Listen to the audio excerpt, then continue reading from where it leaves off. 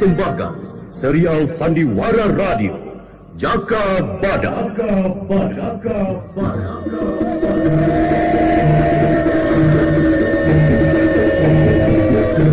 Kejayaan Kerajaan Panjalu Kediri harus tetap tegak. Tempur setiap penyerang. Serbu!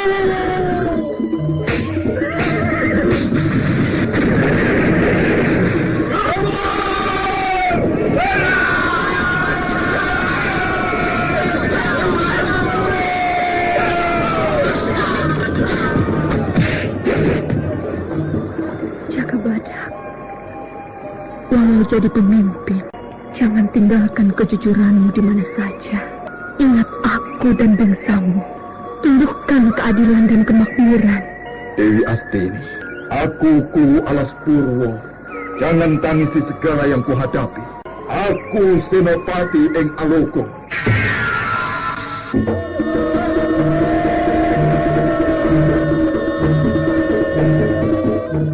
Jaka Badak, sebuah serial drama radio yang mengisahkan pergolakan zaman pada masa pemerintahan Gusti Prabu Kertajaya yang diperagungkan di Kerajaan Panjalu Kediri.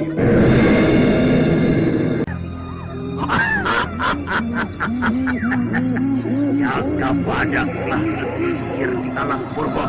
Tunggu saja kemenangan kita.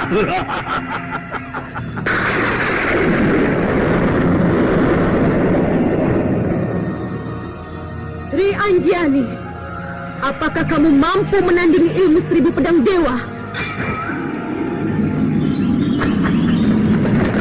Awas!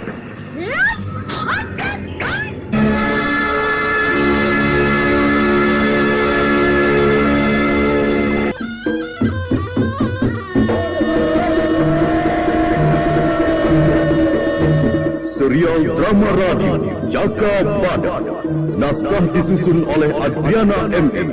Teknik dan montase Andre Arifin. Dengan sutradara Dian Pertiwi. Kali ini mengetengahkan episode keempat dengan judul Sorak Tembang Pakluo.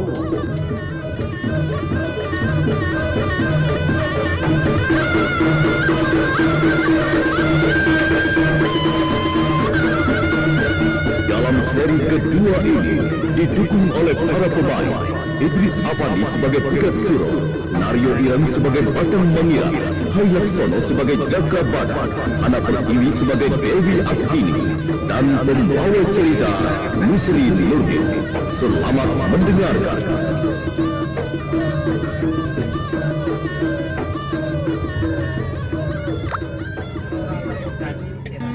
Nogo Gowang masih terus bergerak maju pada Pegat Suro dan Lembu Melantingan. Lalu tubuhnya membelit melingkar dengan kepala tegak di atas. Sepintas kilas jadi seperti bentuk candi yang dipahat melingkar pada dindingnya. Pegat Suro dan Lembu Melantingan menunggu apa yang akan dilakukan Nogo Gowang. Apa yang akan dilakukan Nogo Gowang itu di Batang Mangiran? Aku tidak tahu, Ki Pegat Suro. Biasanya kalau dia melingkar dengan kepala tegak, dia hendak menyerang. Bersiap lagi. Lihat, kepalanya mulai menggeleng-geleng ke kiri dan ke kanan. Dia menatap bulan yang cuma sedikit dan berbentuk sabit. Aku yakin Nogo Gowang itu mampu menelan 5 orang laskar untuk mengisi perutnya. Mundur! Nogo Gowang menyemburkan bisanya. Mundur!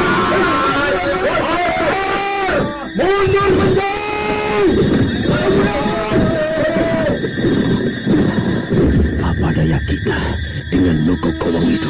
Kita tinggalkan saja atau menggempurnya. Sebetulnya kita tidak ada gunanya menyerbu Nogo Gowang ini.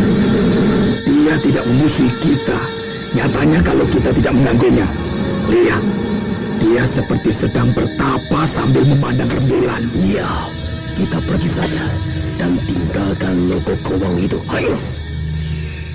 Laskar, perhatikan. Kita pindah bermalam di luar hutan ini. Ternyata Alas Baru ini wilayah kekuasaan Nogo Gowang. Kita harus pindah. Setuju.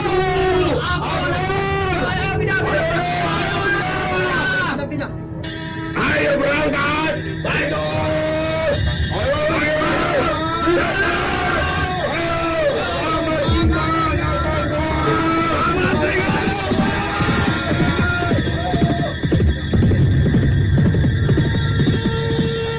Pagatsuro dan para laskar pengikutnya bergerak pindah tempat mencari tempat pemukiman baru. Mereka menuju Tegalan Hulu dengan harapan bisa terhindar oleh ular besar Nogogowang yang dianggap ramah. Udara malam menyejukkan dalam perjalanan dan membuat para laskar tidak merasa cepat lelah, berjalan penuh semangat.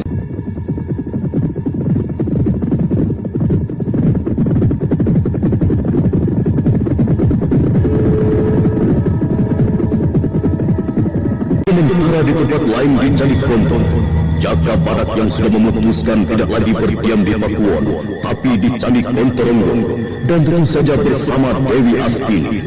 Jaka Badak, apalagi yang jadi lamunanmu pada malam ini? Kamu gelisah tanpa sebab yang jelas. Aku kurang membahagiakanmu? Oh, bukan itu, Dewi. Aku masih memikirkan sikap selanjutnya untuk menangani Pedukuhan Larang Jati. Walau bagaimana, aku tidak bisa lepas tangan tanpa alasan kuat. Hal itu menyalahi tugasku, Dewi. Aku malah berpikir, kamu mundur saja dari kerajaan dan jadi penduduk biasa. Bagaimana? Aku masih belum bisa memastikan untuk lepas dari seorang senopati. Aku akan dicap senopati tidak becus, atau tuduhan-tuduhan lain yang menyakitkan hati. Tambah ruwet berjalan ke depan. Kenapa di mana-mana tidak ada ketentraman untukmu? Bersamaku pun kamu masih saja gelisah oleh tuntutan hidup dan tugasmu yang terus-menerus merongrong. Dewi, aku akan berkeliling sebentar. Aku coba cari ketenangan di luar. Di dalam candi ini kurasakan tidak leluasa. Sumpah. Yang sumpah dirimu sendiri, bukan candi ini. Ayo kutemani keluar. Mau kemana? Kamu tetap saja tinggal di dalam candi. Udara malam... Jaka, sudah lupa ya? Aku wanita Gua Growong yang sering keluyuran malam. Iya. Aku sudah tidak ingat lagi yang sudah lewat. Aku belum tahu apa-apa lagi sekarang. Loh. Tambah panas darahmu. Kenapa, Jaka? Aduh, Dewi. Berikan aku waktu untuk diam sebentar. Jangan ditanya terus. Aku sedang tidak tahu apa-apa yang harus aku jalani lagi dalam hidupku. Setelah semua orang mengkhianati aku. Tidak di istana maupun yang cuma di Pedukuhan. Oh, Gusti. Aku tidak mengerti. Kenapa kamu menjadi beringas? Ya, aku memang perempuan rendahan. Menyusahkan saja. Dewi Astini, apakah aku harus bicara sekali lagi? Aku sedang menghadapi kemelut. Aku berupaya untuk menyelesaikannya. Bagaimana aku bisa berpikir tenang kalau selalu kamu ganggu dengan celotehan yang tidak ada gunanya itu? Aku sudah katakan, aku wanita tidak berguna, perempuan bodoh, yang tahunya hanya merongrong. Aku benci caramu itu, aku benci sekali. Diam! Atur lagi bibirmu itu, Dewi. Kamu jadi seperti anak kecil saja. Aku keluar sebentar, jangan ganggu aku. Kenapa semua jadi begini? Jaka Badak tidak lagi memperhatikan aku. Kekasaran watakku yang bertambah jadi. Semua ini gara-gara semua kerabatnya yang tidak punya rasa kesetiaan. Dia pergi kemana? Aku khawatir dia celaka. Biar saja, dia sudah tidak dengar omonganku. Tapi kalau dia betul-betul celaka, aku tidak sampai hati membiarkannya. Aku harus segera menyusul. Jaka Badak sudah pergi. Kudanya sudah tidak ada. Apa caraku mencarinya? Ayo Icut, larilah, lari terus. Kita harus berlari dan berlari untuk sampai satu tujuan. Ayo Icut, ayo, kita harus lari, lari lagi. Aku akan bangkit menerjang. Sekali berarti terus jaya. Jaka Badak terus memacu kudanya seperti kesurupan demit balapan kuda. Malam gelap yang hanya diterangi bulan menjadikan Jaka Badak seperti bayangan kuda dan penunggangnya yang melesat, menerjang. Tapi apa yang terjadi? Jaka Badak tidak melihat ada lubang bekas sumur tua. Jaka Badak dan kudanya terperosok dan terjungkang. Jaka Badak dan kudanya langsung terjun ke dalam sumur yang cukup dalam dan gelap. Para Dewata Agung masih melindungi Jaka Badak ketika jatuh tidak ketiban kuda, tetapi justru jatuh di atas kuda dan tidak membuat Jaka Badak cedera. Gelap sekali. Aku terjatuh di mana ini? Kudaku sekarang. Ku habisi saja agar cepat mati. Kuda Dewi Astini mati. Aku yang menudai hidupnya. Rupa apa besar begini? Bau anyir. Apa ini? Cuma batu besar. Aku harus keluar dari lubang ini.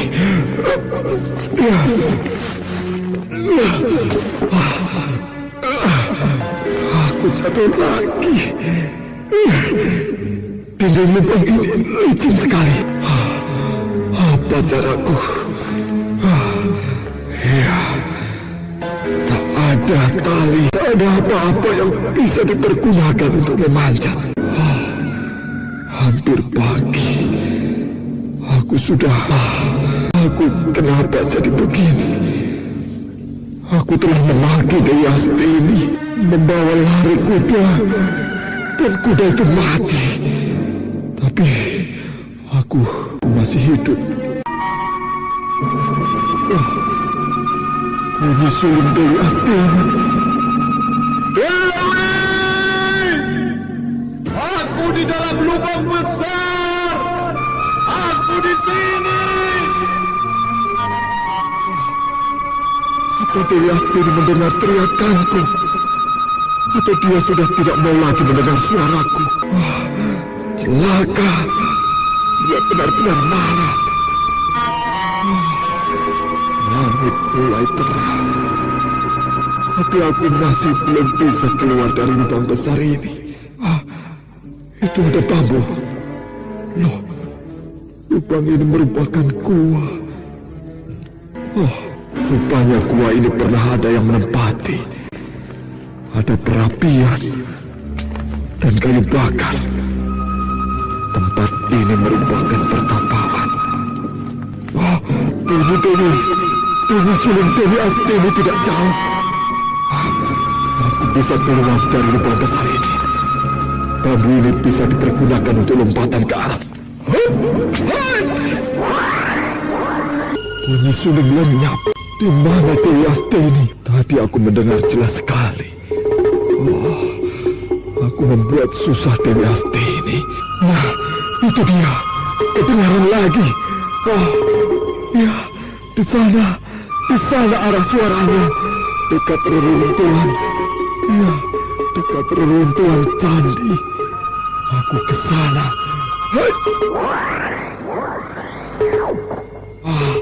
Itu dia. Dewi Astini duduk di reruntuhan candi. Oh, Dewi Astini, maafkan aku, Dewi. Aku pergi meninggalkanmu. Aku sedang kesal pada pikiranku sendiri. Aku sedang kesal pada diriku sendiri. Dewi Astini, apakah sudah tidak ada maaf untukku? Tidak ada yang perlu dimaafkan, Jaka Badak. Pertengkaran itu kesalahan kita berdua. Aku tidak apa-apa. Aku sudah terbiasa dengan makian dan cacian yang menyakitkan hati. Aku yang tidak tahu diri. Aku justru tidak tahu berterima kasih padamu, Dewi. Maafkan aku, Dewi. Aku lupa diri dan tidak tahu apa-apa lagi yang bakalan terjadi. Aku pun memaafkanmu, Jaka Badak. Aku secara tidak sengaja mengusirmu. Aku tidak bisa meredakan kemelutmu. Aku pun telah terseret dalam kesusahan. Oh iya, kudamu mati terjatuh dan mati. Tapi aku menyudahi hidupnya. Karena lehernya patah, aku telah terperosok bersama kudamu. Icut, malang sekali nasibmu. Ki Wanoro pasti akan ikut bersedih. Tapi segalanya seperti sudah punya perjalanan hidup yang sukar diramalkan. Dengar, Dewi, aku mendengar derap lari kuda. Bersembunyilah. Aku tetap di sini, Jaka Badak. Aku Aku suka duduk di reruntuhan candi ini. Mungkin Laskar Pegat Suro. Ayo sembunyi, Dewi. Aku mau di sini. Aku tidak peduli Laskar Pegat Suro atau Laskar Dingit. Dewi Astini, kalau kamu masih marah, bunuh senjatamu. Bunuhlah aku. Untuk apa lagi aku hidup kalau kamu sudah tidak peduli dengan hidupmu? Ayo. Aku menyesalkan setiap pertengkaran di antara kita ini. Aku ingin rukun lagi. Dewi Astini, aku... Makanya jangan suka marah-marah. Apa enaknya kalau didiamkan? Sudah kapok? Aku kira kamu betul-betul tidak bisa lagi diajak rukun, Dewi. Lihat cincin pengikat diriku. Kalau aku tidak bisa akur dengan seseorang yang mencintaiku, mau akur dengan siapa? Jaka Badak benar-benar terkecoh oleh kepura-puraan Dewi Astini yang sesungguhnya juga gembira dapat menemukan Jaka Badak yang lari dengan segala kemelut hidupnya. Jaka Badak tertegun pada Dewi Astini. Kenapa menatapku begitu, Jaka? Ada yang lain pada diriku? Aku kaget dengan segala kebahagiaan sejak bersamamu, Dewi. Dewi, aku ingin tahu siapa penunggang kuda itu. Sejak tadi hanya berputar-putar saja. Aku akan melihat dari atas pohon. Tunggu sebentar. Dewi, hentikan dulu bunyi sulingmu. Kakangku Wularang Jati bersama Ki Kunokuwo rupanya sedang berkeliling mengamati wilayah pedukuhan. Aku harus turun. Kakang Larang Jati dan Ki Kunokuwo sedang mengamati keadaan sekitar reruntuhan candi ini, Dewi. Biar saja. Aku tidak ada urusan lagi dengan mereka.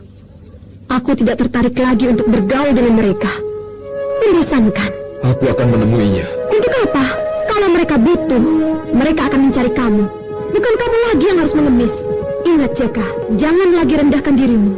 Aku tidak mau kamu dibuat permainan oleh mereka. Aku tahu dengan apa yang menjadi landasan sikap, tapi bukan berarti harus membutakan mata. Nanti bisa dikatakan tidak berbudi, tidak punya tata krama, ketemu dengan kerabat, malah lari. Kalau kita punya salah, itu bisa terjadi karena malu misalnya. Kita tidak punya hutang, toh? Aku tetap tidak ingin menjumpai mereka. Hari ini aku hanya ingin kulewatkan dengan hati yang tentram. Masalah yang sudah lewat, bukan lagi untuk diungkit untuk hari ini. Jadi kita tidak perlu menemui Kakang Larang Jati? Iya, kita kembali ke candi. Ayo, atau aku pulang sendiri dan kukunci pintunya. Baiklah, kita harus mulai membangun hidup kita mulai hari ini. Ayo, kita ke candi. Jaka Badak merangkul Dewi Astini saat berjalan di antara pepohonan menuju Candi Kontorenggon. Dedaunan kering yang berserak di sepanjang jalan-jalan kecil jadi saksi dia hanya bergerak kala angin datang bertiup, bercerita tentang gairah sukma.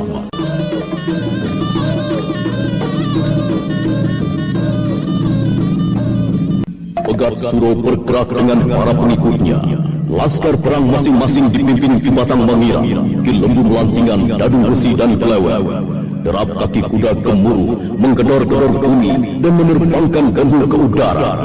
Pegat Suro benar-benar melaksanakan niatnya menggempur pedukuhan Larang Jati.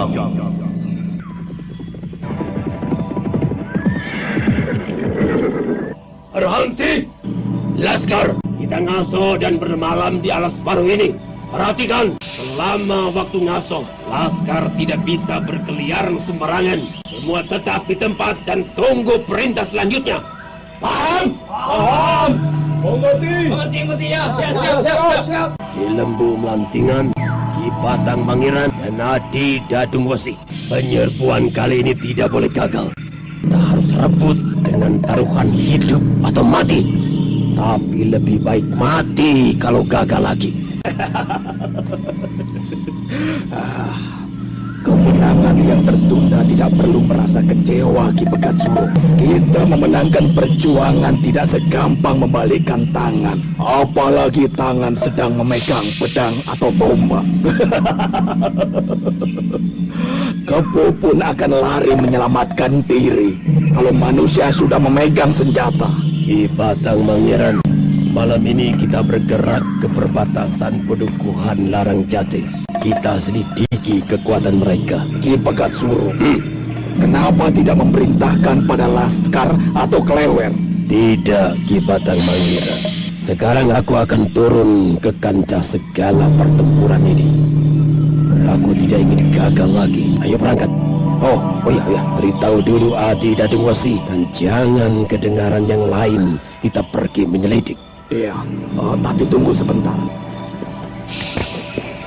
Peperangan ini pasti menggegerkan kerajaan Panjalu Kediri. Ayo kita berangkat. Adi Dadung Wesi, sudah kuberitahu. Ayo, pakai kuda cadangan saja, supaya kita bisa cepat kembali. Dia.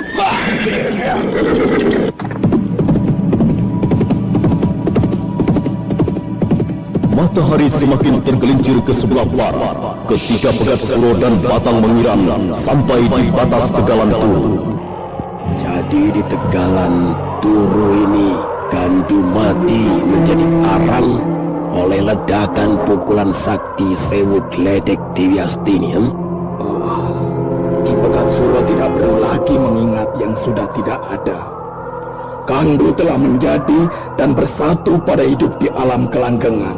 Ki Batang Mengiran, lihat itu. Ada yang berkuda. Dia menuju kemari. Sembunyi. Wajahnya tidak kelihatan jelas. Siapa dia itu? Kenapa dia berhenti di tengah tegalan itu? Apa ada sesuatu yang menarik perhatiannya? Iya, aku akan meringkusnya. Jangan. Perhatikan saja dulu. Ingat, kita sedang menyelidik, bukan menyergap. Lihat, penunggang kuda mengibaskan pedang, seperti memainkan jurus-jurus ilmu pedang. Aku tahu, itu si Sonto Kendul. Pulut. Pupulut. Apa-apaan dia menari-nari di tegalan itu? Dia menuju kemari sekarang.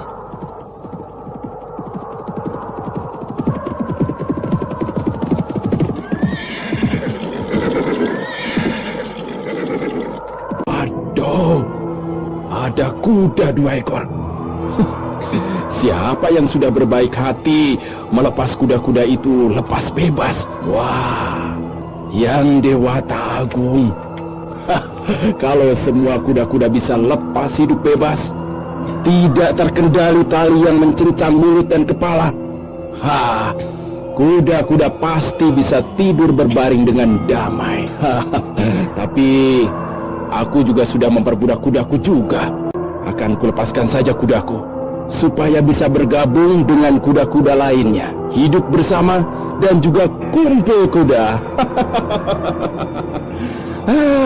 Wong aku ini punya kaki sendiri. Kenapa harus pakai kaki kuda untuk berjalan? Itu tidak adil. Kakiku kuat sekali, bisa berlari cepat.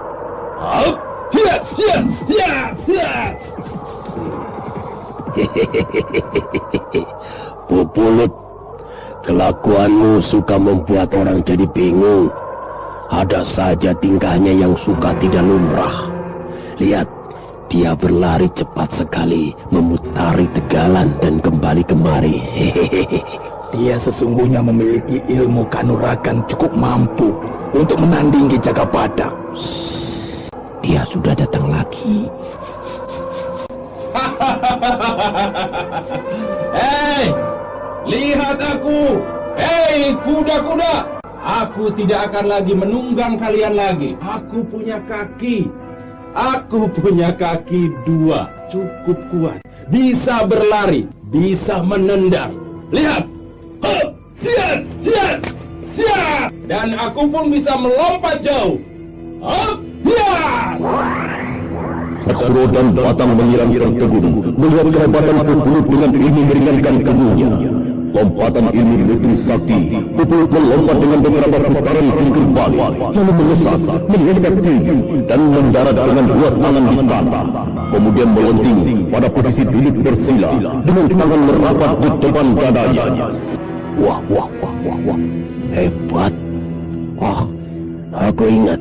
Apa Pupulut masih satu aliran dengan Wandoro, si kera putih yang mengacau kita? Kalau kulihat semua gerakan Pupulut, memang mirip ilmu kera putih Kiwanoro.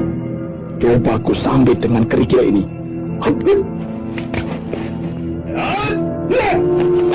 Hai!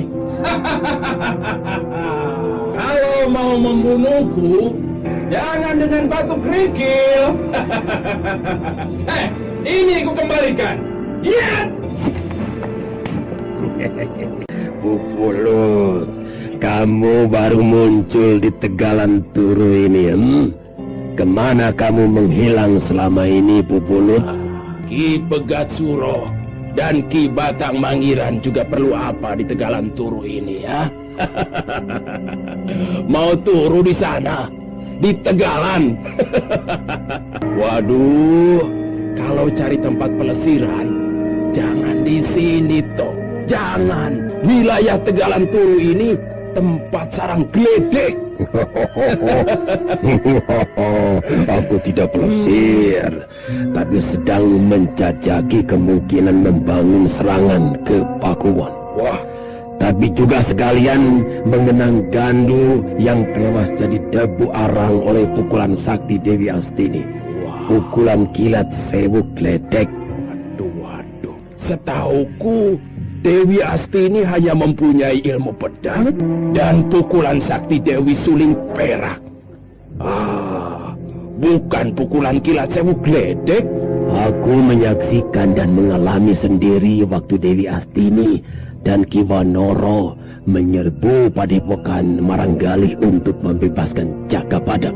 Yang Jagatnata, kenapa Dewi Astini menjadi tambah ganas? Waduh.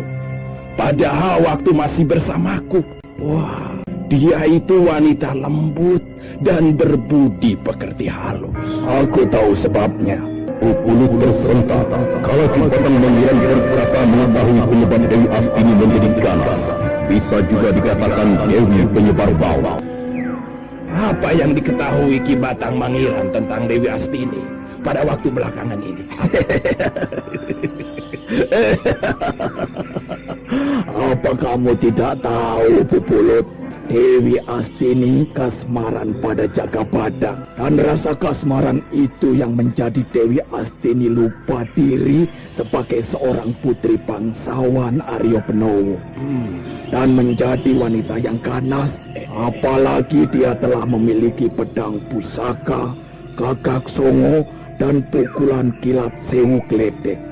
Itu yang tambah menyebabkan Dewi Astini tambah rusak budi pekertinya. Laki-laki Jaka Badak. Apa tidak ada kemelut lain kecuali Jaka Badak? Oh iya. Aku tidak bisa membenci siapa saja. Kalau bisa aku sadarkan juga Dewi Astini.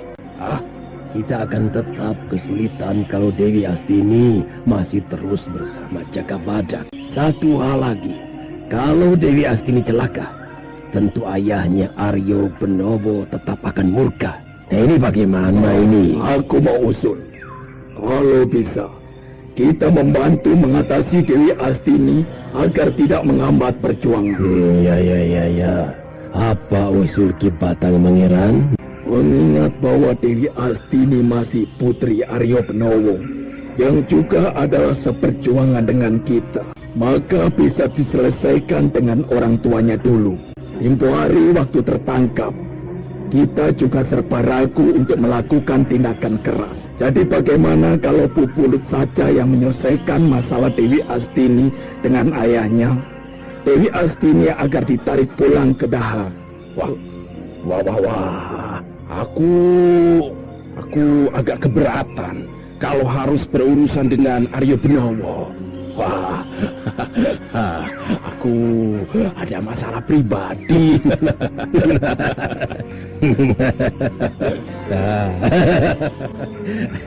Apa kamu sungkan dengan bekas calon mertuamu dulu itu?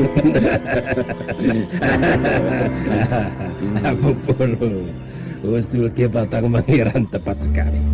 Dewi Astini harus bisa ditarik ke Daha dan oleh keluarganya. Pupulut menjadi terbelung oleh kata Pegat Suro karena ada usulan dari Ki Batang Mangiran yang berarti juga mengusik sejarah lama, riwayat masa dulu ketika masih ada cinta antara Pupulut dan Dewi Astini, semua itu sudah dikubur dan dilupakan.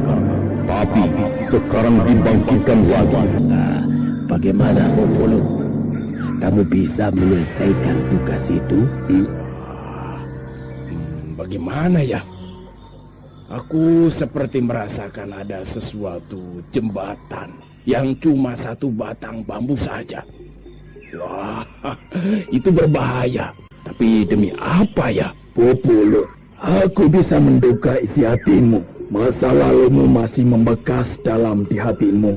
Tapi juga jangan dilupakan. Adipati Aryo Benowo tidak lagi garang. Dia sudah sadar. Maka dia sekarang berbalik menentang Gusti Prabu Kertajaya. Dan secara diam-diam dengan menyokong perjuangan kita. Zaman sedang menuju pada perubahan besar-besaran. Kekuasaan Gusti Prabu Kertajaya sedang diruntuhkan oleh para pejuang keadilan dan martabat bangsa yang merosot. Bobrok seperti Bokor Borot.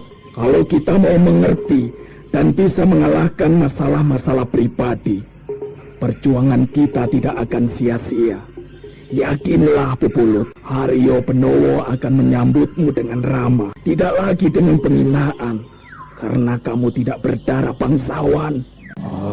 Aku masih ingat kata-kata ayah Dewi Astini. Aku tidak pantas dekat dengan darah bangsawan, karena darah yang mengalir dalam diriku hanya darah hitam, darah seorang abdi. Tapi demi perjuangan, ya, ku coba tabah akan segala penghinaan yang bakal ku hadapi lagi. Baik, aku akan menemui ayah Dewi Astini. Iya, aku tunggu kabarmu. Oh ya, Tegalan Turu ini bisa dijadikan perkemahan laskar. Jadi, setelah Pupulut menemui Aryo Benowo di Kepatihan, aku dan laskar diam di Tegalan Turu ini. Wilayah ini cocok untuk pertahanan karena dikelilingi bukit terjal dan hutan. Baik, Ki Bekatsuro, aku berangkat. Yamu, sudahlah, aku bisa lari dengan kakiku. Ki Batang Mangiran, kita kembali menemui laskar. Ya, aku setuju. Jadi keputusan Ki Bekatsuro memilih Tegalan Turu ini untuk menghimpun kekuatan. Apakah tidak ada wilayah lain yang lebih cocok? Kupikir Tegalan Turu ini masih kurang cocok. Karena jauh dari kali, air sangat dibutuhkan sekali. Oh iya. Aku akan bicara lagi dengan Ki Lembu Melantingan. Ayo berangkat.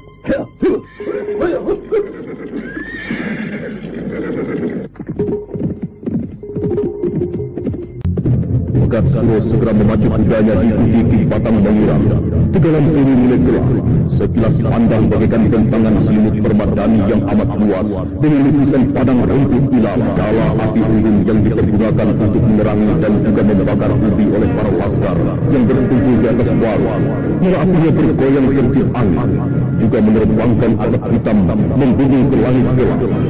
Namun di luar pengetahuan mereka, sesuatu makhluk panjang dan sebesar batang kelapa merayap perlahan mendekati nyala api, di mana para laskar sedang duduk mengelilingi api.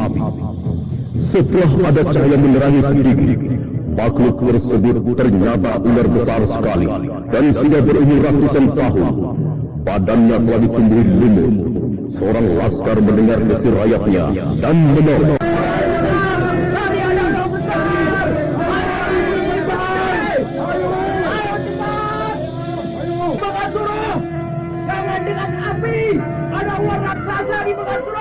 Awas Ki Batang Mangiran!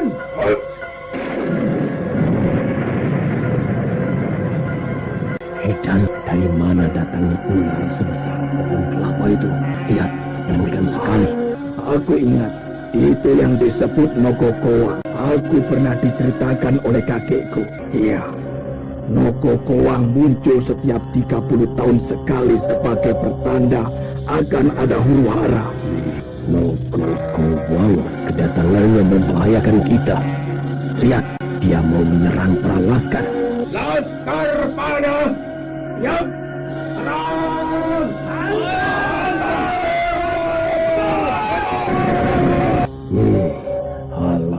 Demit, Nogogowang tidak mempan senjata. Laskar panah habis siap.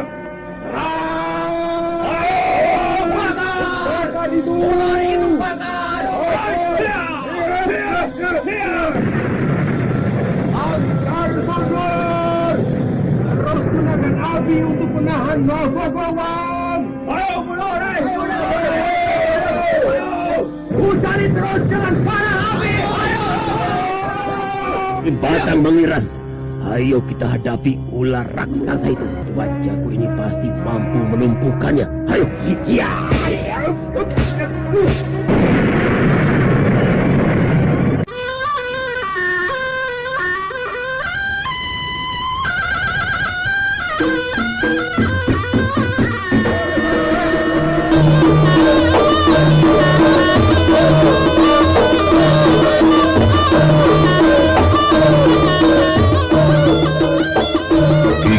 Jati yang disertai Ki Gunung Guo benar-benar sedang mengamati keadaan reruntuhan candi yang terkena banjir bandang yang berasal dari sendang di hutan yang meluap airnya dan tumpah pada perbatasan pedukuhan yang merupakan lereng bukit. Ki Gunung Jati sungguh menyesali bangunan candi yang runtuh. Sayang sekali bangunan candi Karanglintang hancur. Candi itu merupakan bukti sejarah. Di tanah Jawa ini cukup maju seni budayanya. Oh, betul Romoku.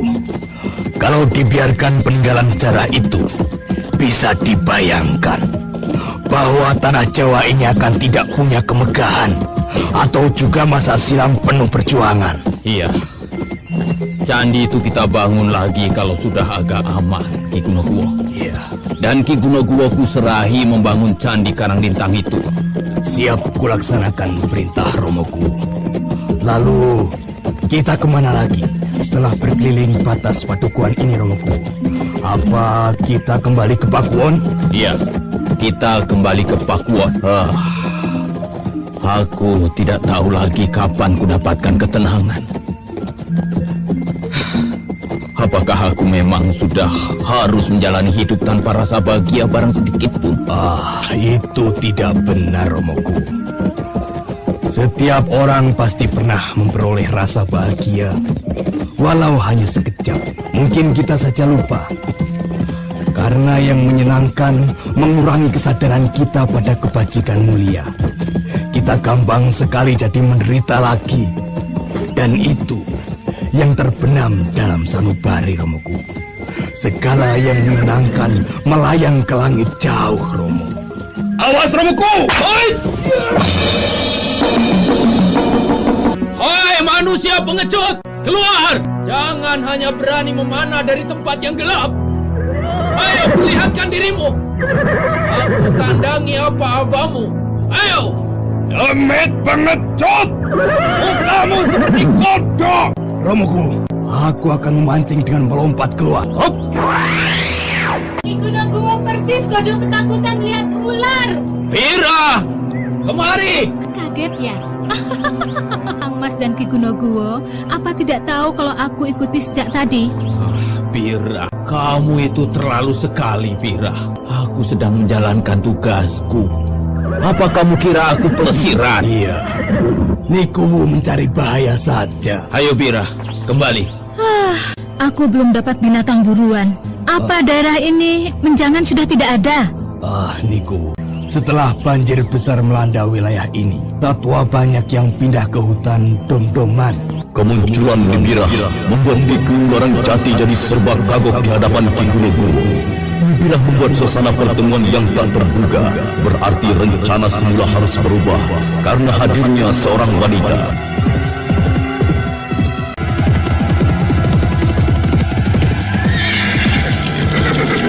Oh, itu kita Cikuning. Ada apa lagi? Romoguwo, ada bahaya besar mengancam pedukuhan Romoguwo. Di penyeberangan wetan ada iringan laskar Pegat Suro sedang bergerak. Celaka.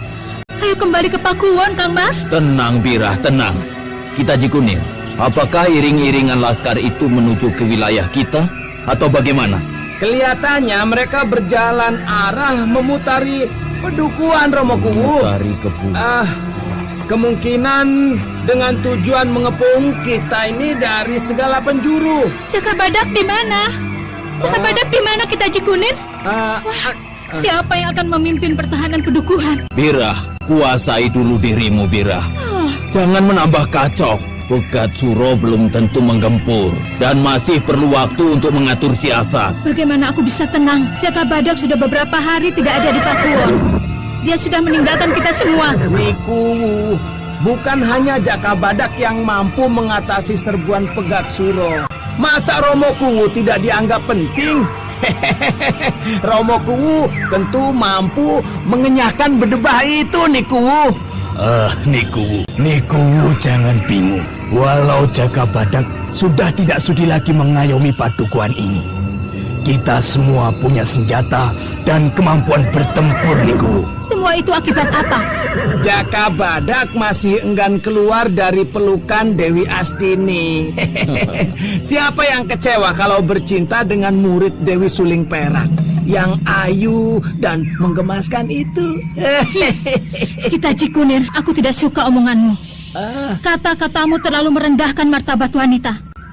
Aku juga wanita, kita Cikunir. Iya. Katakanlah aku wanita petualang. Aku akui. Juga Kang Mas Larang Jati sudah tahu. Aku wanita petualang. Tapi aku tidak serendah yang seperti kita Cikunir omongkan. Aduh, Nikuwu keliru. Aku tidak mengatakan Nikuwu, tapi Dewi Astini begitu. Ya, aku dari dulu tahu kok Nikuwu seorang wanita petualang dalam mencari jati diri. Dulu waktu jadi kembang latar, Nikuwu membuat banyak lelaki bertumbangan keedanan. Ya toh? Nama Nikuwu kondang sejagat Jawa ini kok. Sudah kita Cikunir. Sudahilah pertengkaran itu. Iya. Birah, coba kuasai dirimu. Keselamatan pedukuhan diutamakan. Kita kembali ke Pakuwon. Ayo.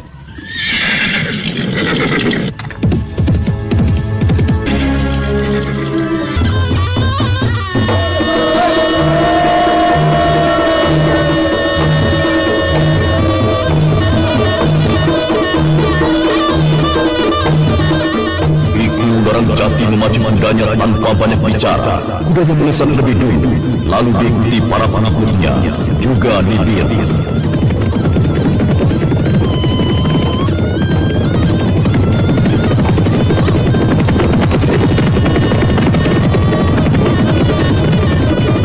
Ketika melintasi hutan Wonoceleng, beberapa pasang mata mengintai rombongan Ibu Larang Jati dari balik pepohonan.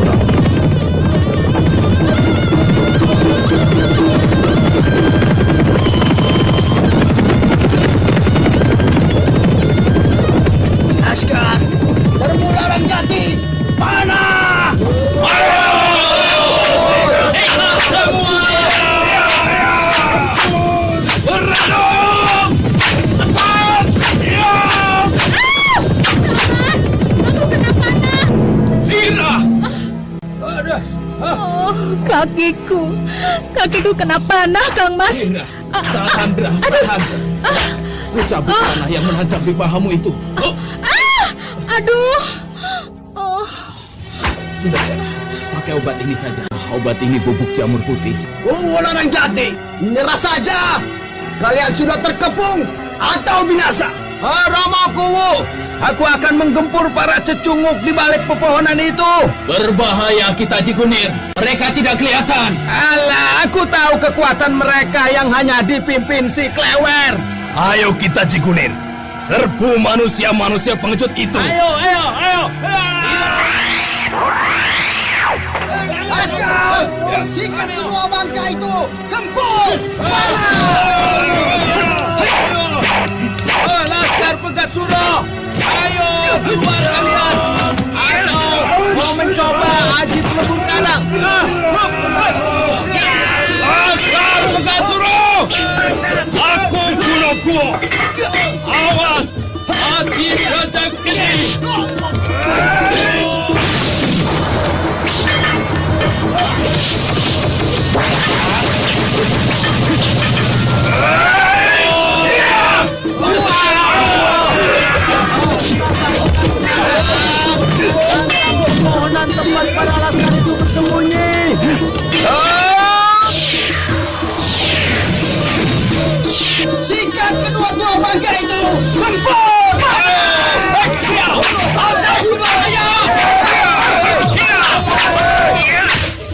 Raja Geni.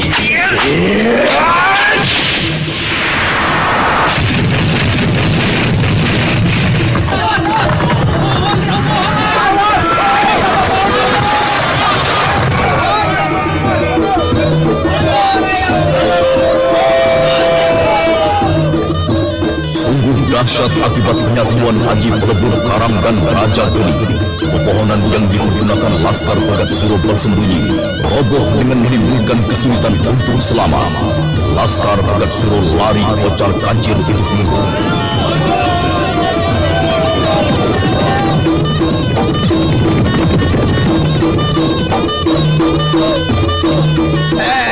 Mereka kabur semua. Iya, itulah.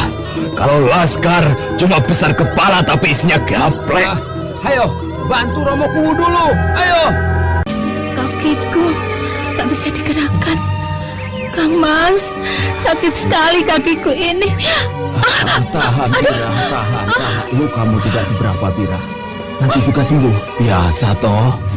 Kalau baru terluka itu sakit. Bagaimana nih Kuwu? Laskar Keparat itu mencederai kakiku. Tapi mereka sudah kabur semua. Lari pontang-panting ketakutan. Ayo, kita kembali ke Pakuan. Kakiku tidak bisa digerakkan. Aku tidak bisa jalan, Kang Mas. Ayo, Kupopong. Aduh, sakit Kang Mas. Nyeri sekali. Kakiku, aduh, rasanya mau copot. Aduh. Kakiku Nokuwo. Iya. Ayo buat tandu. Itu banyak bambu kan? Dan akar pohon waringin yang bisa dijadikan tali, Ki. Iya. Ayo, kita berlama-lama di sini bisa berbahaya. Aduh, Kang Mas. Kalau aku mati, Kang Mas pasti mau cari istri lagi. Jangan bicara seperti itu, Bira. Kamu terluka, tapi tidak akan membuatmu mati oleh luka itu. Aku tidak akan cari istri baru. Kalau aku lumpuh, habis sudah kekuatan diriku. Aku tidak bisa lagi menari bondan. Pamorku akan runtuh. Ambruk terlalu cepat. Sudah, Bira, sudah. Bira, kamu tidak akan apa-apa. Kamu tidak berbahaya. Kasihan Roro Jembaran. Dia akan punya ibu yang cacat. Bukan lagi seorang ibu yang masyhur, kondang sejagat Jawa. Aku sudah jadi barang rongsokan. Ki Kunokuwo, tandu sudah selesai dan bisa segera digunakan, Ki. Ayo Bira, kuatkan dirimu. Naik ke atas tandu. Ayo aku bantu. Nah, tinggal duduk dan sampai ke Pakuwon, ya.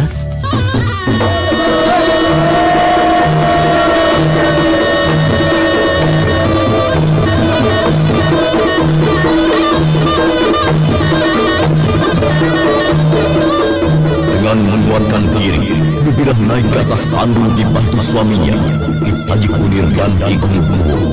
Lalu duduk, tapi juga air matanya berderai.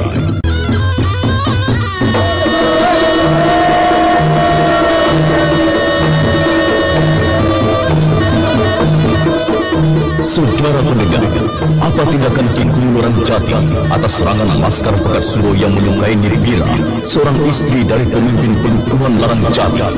Silakan mengikuti kisah selanjutnya esok hari, serial Jaka Badan dalam episode Sorak Tembang Pakuwon.